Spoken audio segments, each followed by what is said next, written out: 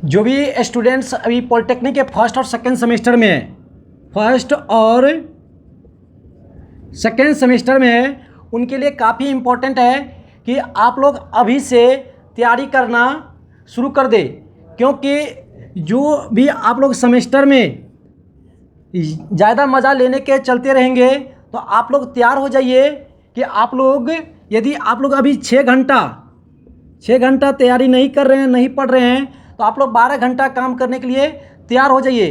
क्योंकि अभी जो है पॉलिटेक्निक वाले छात्र को कोई वैल्यू प्राइवेट सेक्टर में नहीं दिया जा रहा है, तो आप लोग अभी से कम 6 घंटा पढ़ाई कंटिन्यू रखिए, नहीं तो आप लोग खुद से 12 घंटा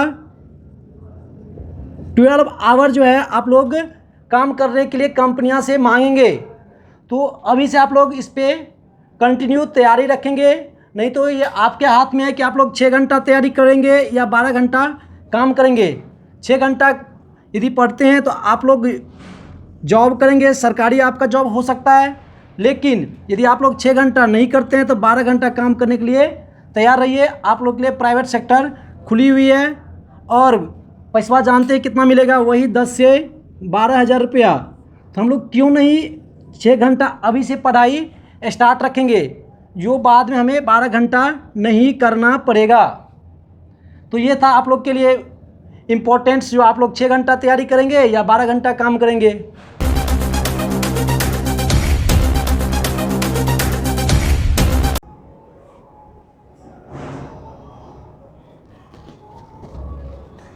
हेलो फ्रेंड्स, आज का जो आप लोग का टॉपिक्स होने वाला है वो आपका टॉपिक्स होगा आइडियल करंट सोर्स और प्रैक्टिकल करंट सोर्स। इससे पहले जो है आप लोग को हम बता चुके हैं कि आइडियल वोल्टेज सोर्स क्या होती है और प्रैक्टिकल वोल्टेज सोर्स क्या होती है। तो यदि आप लोग नहीं देखे हैं तो जा कर के पहले प्लेलिस्ट में वह वीडियो देख लेंगे, इसके बाद ये वीडियो आप लोग देखेंगे तो आप लोग के लिए अच्छा रहेगा।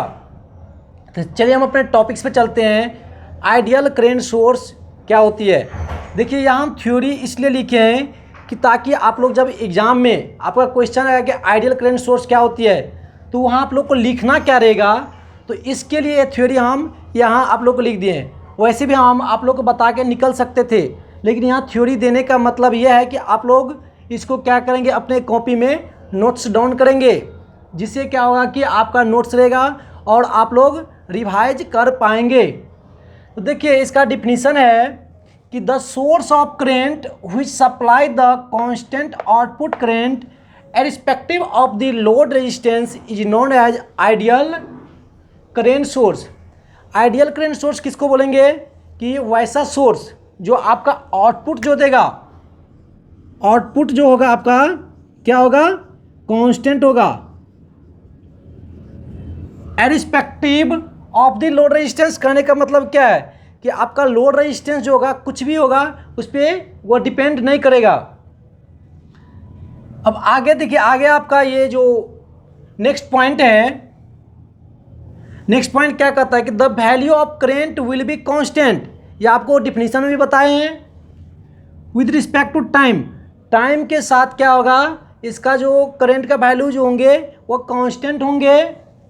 This means that the power delivering capability of power capability is infinite for this source. इस सोर्स के लिए जो आपका जो पावर कैपेबिलिटी होते हैं वो आपका क्या होगा, इनफाइनाइट होगा। The infinite parallel resistance is connected to it.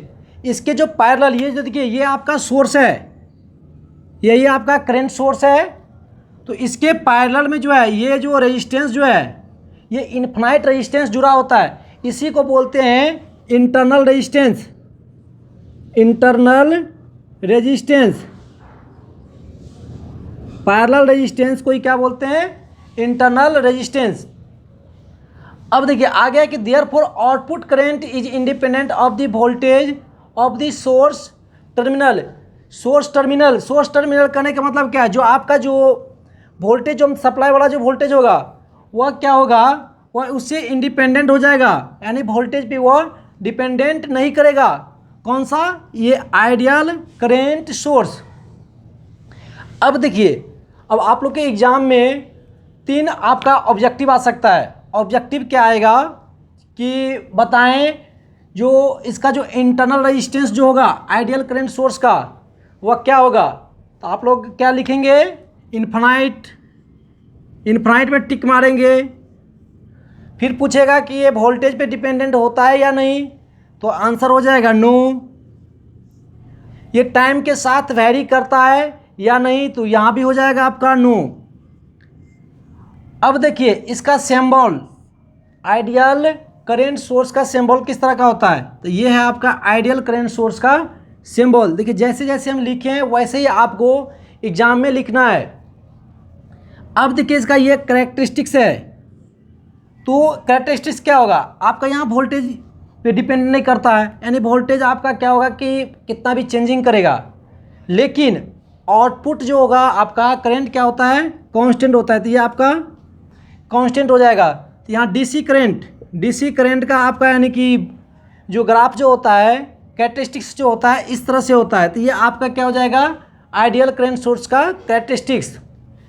अब देखिए एक्चुअली में होता क्या है कि आइडियल करंट सोर्स एग्जिस्ट करता ही नहीं है। आइडियल करंट सोर्स एक्चुअली में होता ही नहीं है, लेकिन क्या होता है कि ये अप्रोच करता है कि यहाँ मान लीजिए कि 5 एम्पियर आपका ये क्या है कि सप्लाई दे रही है, तो आउटपुट जो होगा ये अप्रोच कर देगा 5 एम्पियर का, यानी कि अप्रॉक्स हो जाएगा 5 एम्पियर। इसलिए क्या होता है कि इसको आइडियल करंट सोर्स मान लिया जाता है, लेकिन एक्चुअली में ऐसा कोई आइडियल करंट सोर्स है ही नहीं। तो ये था आप लोग का आइडियल करंट सोर्स। अब चलते हैं प्रैक्टिकल करंट सोर्स पर, डिफिनीशन देखेंगे। या प्रैक्टिकल करंट सोर्स का डिफिनीशन लिखे हैं, the source of current which can not supply the constant output current is known as practical current source. यानी कि प्रैक्टिकल करंट सोर्स क्या हो जाएगा आपका, देखिए इसमें जो आउटपुट जो देगा, आउटपुट जो होगा यह आपका क्या होगा, कांस्टेंट नहीं होगा। कांस्टेंट नहीं होगा इसका मतलब क्या होगा, वेरिएबल होगा। तो प्रैक्टिकल करंट सोर्स किसको बोलेंगे, वैसा करंट सोर्स जो क्या हो गया, आउटपुट जो करंट देंगे वो आपका कांस्टेंट नहीं होगा। अब आगे देखिए इसमें लिखे हैं कि internal resistance of current source is very high which is connected in parallel with the current source. इसमें क्या होता है कि इंटरनल रेजिस्टेंस जो होंगे वो वेरी हाई होगा। ये आर जो लिखे हैं रेजिस्टेंस, या क्या होगा, हाई होगा। लेकिन जब हम बताए थे आपको आइडियल करंट सोर्स में, तो वहाँ क्या लिखाए थे कि इंटरनल रेजिस्टेंस जो होता है वह इनफाइनाइट होता है। इनफाइनाइट करने का मतलब क्या होगा कि काफ़ी ज़्यादा होता है, लेकिन यहाँ वेरी हाई लिखे हैं, मतलब ये क्या है कि इसका वैल्यू कुछ होगा। तो यहाँ से ये देखें, output of the practical current source is depend on the voltage source. यहाँ क्या होता है प्रैक्टिकल करंट सोर्स में कि आउटपुट जो होंगे वोल्टेज सोर्स पर डिपेंड करता है।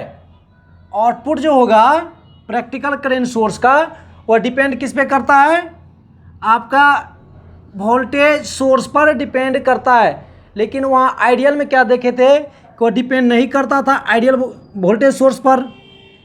आइडियल करंट सोर्स में क्या देखे थे कि वोल्टेज सोर्स पर डिपेंड नहीं कर रहा था, लेकिन प्रैक्टिकल करंट सोर्स में क्या देख रहे हैं कि आउटपुट करंट जो होगा वह क्या करेगा, डिपेंड करेगा इस पे।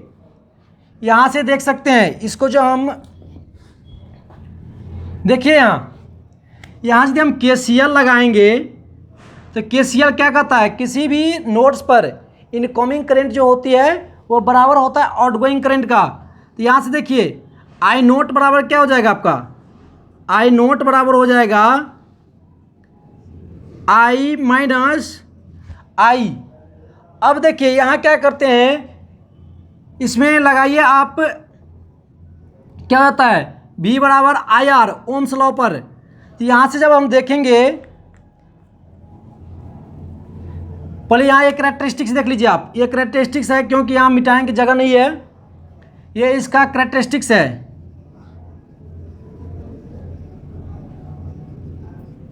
ये क्या है कि प्रैक्टिकल करंट सोर्स का कैरेक्टरिस्टिक्स है। तो यहाँ देखिए कैसे जो है कि वोल्टेज सोर्स पर डिपेंड करता है, क्योंकि पैरेलल में हम जानते हैं कि वोल्टेज जो होता है हमेशा क्या होता है, समान होता है, चेंजिंग नहीं करता है। तो यहाँ जो सप्लाई वोल्टेज जो होगा इस ये जो आपका कनेक्टेड रेजिस्टेंस जो है इसके पैरेलल में जो वोल्टेज होंगे वह क्या होगा, आपका कांस्टेंट वैल्यू होगा। तो अब देखिए आई नोट बराबर हम क्या लिख सकते हैं, आई नोट बराबर आई माइनस इसके अक्रॉस जो आपका वोल्टेज होंगे कितना होगा, वी वाई आर। तो यहाँ से आप देखेंगे आउटपुट करंट जो होगा इस वोल्टेज पर डिपेंड कर रहा है या नहीं, इसका वैल्यू क्या होगा, यदि बढ़ेगा तो क्या हो जाएगा आपका, ये वैल्यू आपका चेंज करेगा, या घटेगा तो इसका वैल्यू फिर चेंज कर जाएगा। तो कहने का मतलब कि प्रैक्टिकल करंट सोर्स जो होती है वह सप्लाई वोल्टेज सोर्स पर क्या होता है, डिपेंड करता है। तो ये था आप लोग का प्रैक्टिकल करंट सोर्स, जो आप लोग को एग्ज़ाम के व्यू से क्या है काफ़ी इम्पोर्टेंट है। तो आप लोग क्या करेंगे, इस सारे नोट्स को अपने कॉपी में नोट डाउन करेंगे और इसको रिवाइज करते रहेंगे, ताकि जब आप लोग का एग्ज़ाम में आएगा तो आप लोग इसका आंसर सटीक दे पाएंगे। तो चलिए हम आप लोग को नेक्स्ट वीडियो में मिलेंगे नेक्स्ट टॉपिक्स के साथ। Thank you.